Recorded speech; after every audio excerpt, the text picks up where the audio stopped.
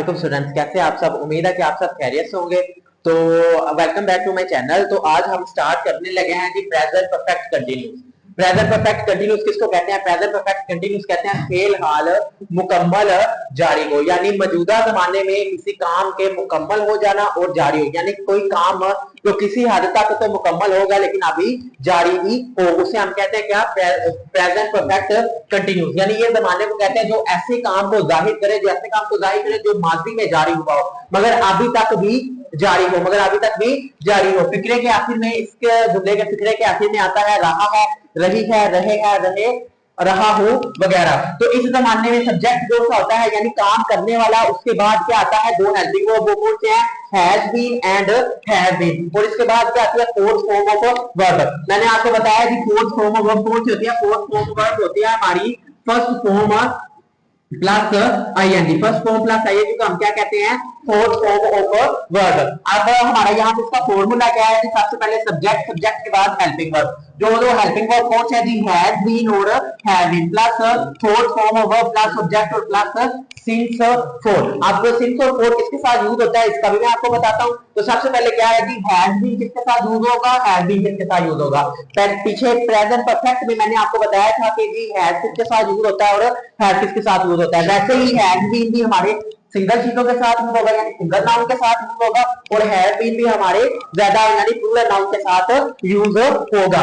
अब क्या है जी? हमारे पास सिंस और फोर किसके साथ यूज होता है? सिंस और फोर हमारे पास यूज होता है, सिंस हमारे पास यूज होता है पॉइंट ऑफ टाइम, यानी ऐसा टाइम जो हमें पता हो। ऐसा टाइम यानी उसमें क्या हो सकता है? सुबह का टाइम, शाम का टाइम, घड़ी के वक्त, यानी 1 बजना, 2 बजना, 3 बजना, ऐसे दिन या कोई महीना, जो कोई दिन बताया गया हो, कोई महीना बताया गया हो, इसके नाम का तर्जुमा करने के लिए हमारे पास क्या यूज होगा?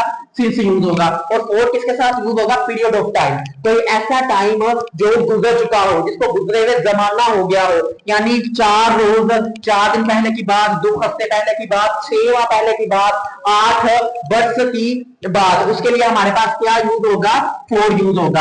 अब अगर हम इसका आए एक उर्दू का तर्जमा करें, यानी एक मिसाल दें, तो क्या होगा कि मैं 4 घंटों से ये सवाल हल कर रहा हूं। तो क्या है यहाँ पे हमारे पास? घंटे। अब हमें नहीं पता कि वो घंटे कौन से हैं, वो आज के 4 घंटे हैं या कल के 4 घंटे हैं, किसके 4 घंटे हैं। तो इसीलिए हमारे पास ये एक पीरियड ऑफ टाइम है। तो इसके साथ क्या यूज होगा? फोर। तो अगर हम आए इसके करते हैं हम इसकी इंग्लिश की ट्रांसलेशन, तो मैं के लिए यूज हुआ आई, तो आई के साथ क्या लगेगा?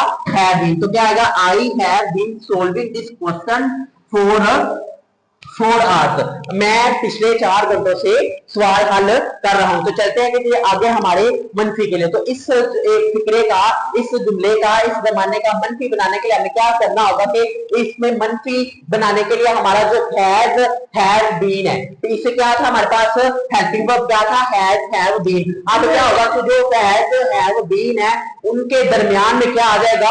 नोट। उनके दरमियान में क्या आ जाएगा?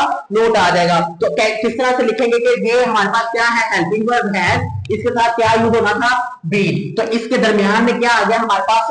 नोट। इसी तरह से हैव के बाद बीन और इसके दरमियान में नोट। आए इसका एक मिसाल से समझते हैं कि वो क्या होगी हमारे पास? वो सुबह से रो नहीं रही है, वो सुबह से रो नहीं रही है। तो इसका क्या आएगा? शी हैज, बाद में not, been weeping since morning. Crying भी आ सकता है, वीपिंग भी आ सकता है, यानी वो सुबह से रो नहीं रही। सुबह का पता है कि सुबह से नहीं रो रहे, तो इसलिए हमारे पास क्या यूज होगा? सिंस यूज होगा। यानी मैंने पीछे बताया है कि सुबह या शाम या घड़ी के वक्त की टाइम के साथ क्या यूज होगा? सिंस। अब आ जाते हैं हमारा इसके इंटेरोगेटिव के लिए। तो इसका इंटेरोगेटिव बनाने के लिए, यानी इसका सवालिया जुमला बनाने के लिए हम क्या करेंगे? सवालिया जुमला बनाने के लिए हम जो हैज है, हैव है, उसको हम क्या करेंगे? यानी जो हमारे पास दो हेल्पिंग वर्ब है उनको हम स्टार्ट पे ले आएंगे और आखिर में क्या लगा देंगे? सवालिया निशान लगा देंगे। अब एक जुमले से हम एक ट्रांसलेशन से समझते हैं कि क्या वो मई से बकायदा स्कूल जा रहा है। तो क्या है? मई हमारे पास एक महीना है। क्या है? मई हमारे पास एक महीना। तो क्या आएगा हमारे पास? हेल्पिंग वर्ब जो कि क्या है? हैज। वो क्या आ जाएगा हमारे पास? स्टार्टिंग पे has he been going to school regularly since May, तो यानी सिंस मई, यानी हमारे पास पीछे मैंने आपको बताया था कि जी दिन या महीने के साथ भी क्या लगेगा, सिंस, तो इसलिए मई के साथ क्या लगेगा, सिंस। तो जी आज का हमारा लेक्चर था प्रेजेंट परफेक्ट कंटिन्यूस की तरफ। तो जी अगर लेक्चर अच्छा लगे या वीडियो अच्छी लगे तो हमें लाइक करिएगा और चैनल को सब्सक्राइब करिएगा। तो मिलते हैं नेक्स्ट वीडियो के साथ, नेक्स्ट लेक्चर के साथ, तब तक के लिए खुदा हाफिज।